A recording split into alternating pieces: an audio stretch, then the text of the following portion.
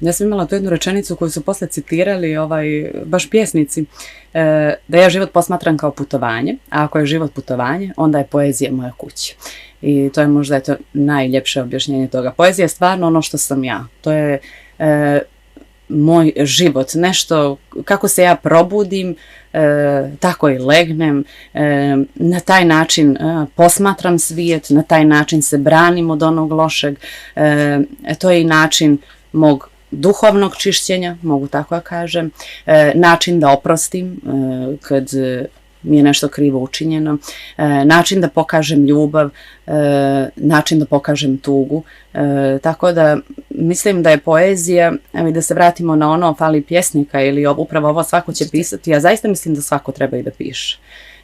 Pa čak i ako ne ide poezija i ako ljudi nemaju talenta, da je možda pisanje taj način da nekako ispraznim